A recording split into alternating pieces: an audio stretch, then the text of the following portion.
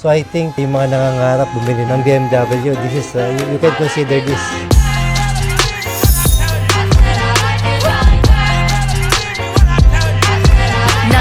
Dollars, I like diamonds, I like stunning, I like shining, I like $1,000,000 deals. Where's my pen? Bitch, I'm signing. I like those Balenciagas, the ones that look like socks. I like. Well, good morning sa inyo lahat. Nandito tayo sa Tanawan, Batangas. And we're excited. And marami sila naka-line up dito ng mga BMW, may motorcycle din. And sa mga viewers natin, mga traders, exhibitors, all the CEO, I think this is the right car for you. So marami tayong papakita dito. Pwede mo bang sir i-demo kay Mr. Rick Angeles ang bago niyong in-introduce sa BMW? Yes sir, this is our X5 hybrid.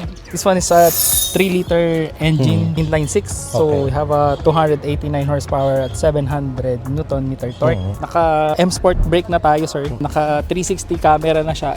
This one is plug-in na hybrid po. Okay, hybrid. Yes Okay. sir. Ito yung type 2 plug-in hybrid natin na charging. Isang full charge is up to 110 kilometers. And how many hours yung charging? Yung charging sir, yung portable charger namin is up to 8 hours po. 8 hours. So sir, ang tanong ko, no, with the full charge ng battery, ano yung magiging range niya? Magko-combine siya sir mga 900 kilometers Layo up. nun, Yeah, 900. Mga 900 kilometers Okay. up. Tingnan natin yung loob.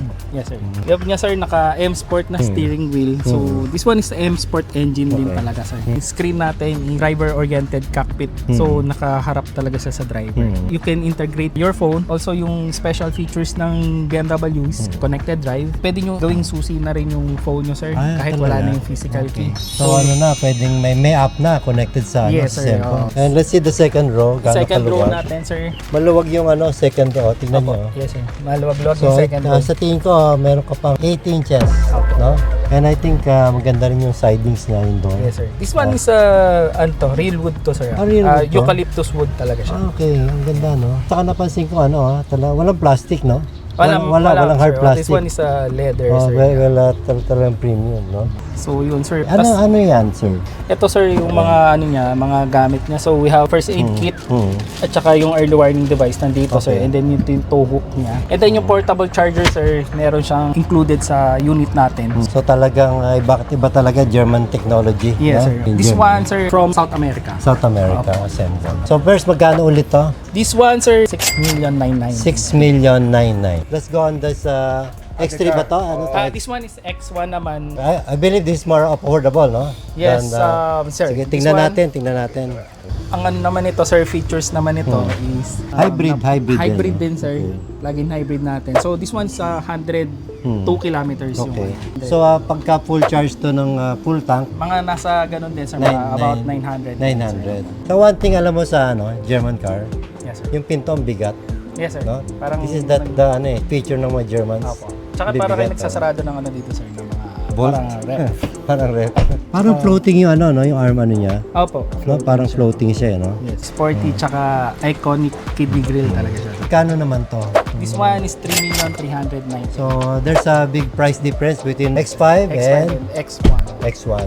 So I think yung mga nangangarap bumili ng BMW, this is you can consider this. Actually sir, maraming bumibili ngayon ng X-Line natin because yung price increase sa mga gasolines. May question ako, yung Yes, bang nagkaroon tayong sitwasyon na ganito, dumami ba yung nag-i-inquire? Dumami sir. Dumami. Okay. So this one sir, ito yung portable charger natin sir. O, kasama na yan, no? Opo, kasama siya. Ito may sarili naman siyang bag sir. Presentable naman yung bag niya. Sir, ito dala-dala niya naman siya lagi. So kung may mga outlet kayo sa bahay, sa garahe sir, naka 3 prong siya. Okay. So tingnan niyo yung side design, no? Very sporty. So we have the X5, we have X5, this X1. X1, Opo.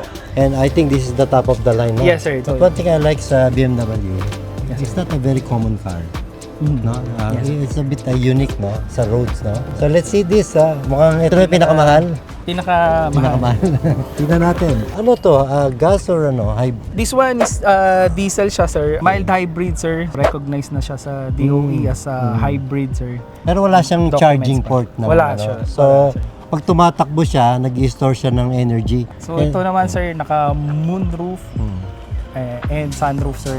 Okay, and how much is the price of this? This one is 10,590,000 sir. Less ano siya, less 2.6 million. So 7,990 na lang. So, ibig mo sabihin, about few, 1 million lang. 1 million difference, from- sir. Opo. This one kasi is diesel, sir. Ito gusto ko, napansin ko ngayon to eh. Kanina hindi ko napansin, umikot tayo.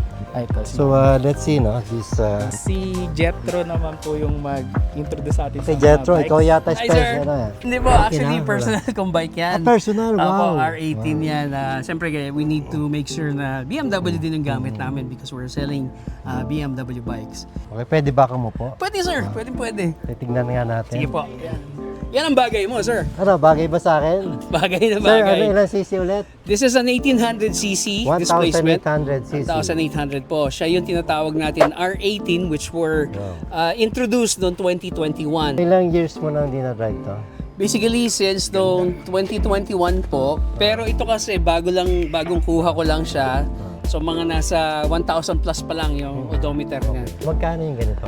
Curious Well, ako. previously po nasa 1.955. 1,955,000. Parang kotse na rin pala. Yes, Pero, it's fun, no? And yung kasama ba ito pag bumili? Hindi po. Hindi kasama yan. Helmet ko yan. Sa'yo yan. Opo. Diyan ko lang Parang nilalagay. ano nito, sir, parang si Daniel Padilla kapag shoot mo. Well, Sana nga. meron kang binibenta pa ron. Meron po Tingnan po natin. tayo. Ito yung heritage lineup natin. Ito yung tinatawag natin R12 Cruiser. So, newly introduced din to noong 2024. R12 Cruiser, napakababa po nito. Nasa 760 Pwede bang mm lang. Pwede po, subukan? upuan nyo po. Demo po actually natin yan. Anong height nito? 70 ano? 760 mm. That's 760, about okay. 29 inches. Ilang cc? Oh. 1200cc po yan, pero ang horsepower niya ay nasa 87 horsepower po. Ganda So ng ito po siding. yung R12 Cruiser type po siya. So pag nira-ride niyo po siya, para ka lang nakaupo sa couch. Sir, magkano pala to? Yan po nasa Magkano price? 1.315. 1.3, okay. Yan, 1.8. 1.9. 1.9, so 1.9. difference of 600. 600,000. Pero syempre, yun ang gusto ko eh. Oo naman, siyempre. Yun yung Guwapo. bagay natin. Pogi, no? Pogi. Ito naman po yung R1290 natin, which is the newer version ng R90. As you can see, meron yung badge na R12 dito para po malaman nyo na R1290 siya. And then, try nyo rin upuan, Sir Rick, para makita nyo yung comfort ng bike. Ito po, nasa 805 mas mm naman mataas siya. na konti. Medyo matangkad ng konti, mas mataas compared to the R12 Cruiser. Ito, kung mapapansin mo, sir, hawakan nyo po yung manibela, yung lumbar nyo, yung likod nyo, medyo straight na siya Medyo ng konti. Yes po. Kumbaga sa biyahe, hindi na siya ganun kapagod. Medyo naka, ano kasi. Yes, sir. Opo. Ito naman pala, price nito is 1,555,000.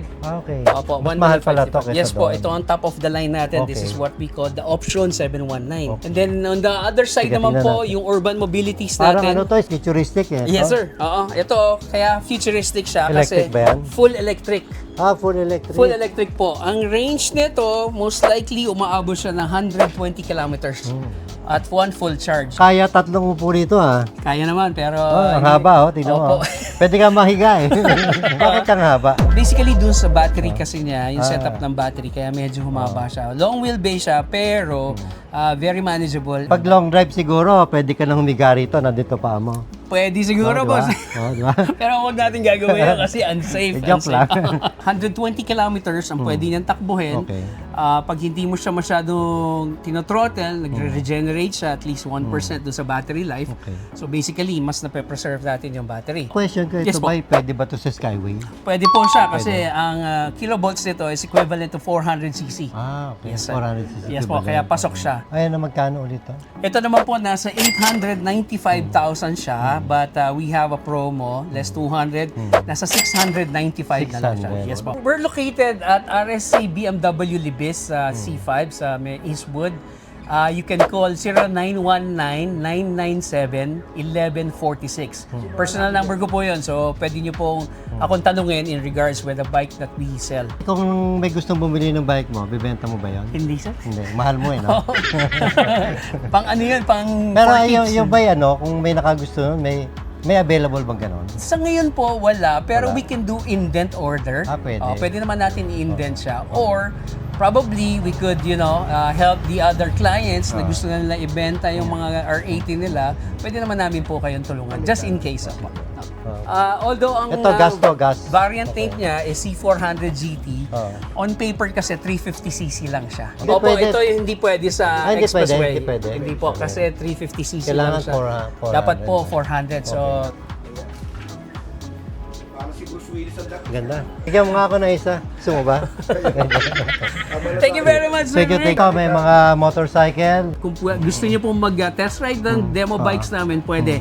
Just bring your helmet. Saka limited lang po ngayon. Kaya naku, una-unahan na lang siya. No? Yes po. Okay, maraming salamat. Siyempre, papasalamat tayo sa Gentry na binigyan tayo ng opportunity to interview ang BMW po. At siyempre, kasama natin si Sir Rick. At ito po si Brother Hernan Falcon. Always say, paano na tayo? God God bless you. you po. Maraming salamat. Exhibits today.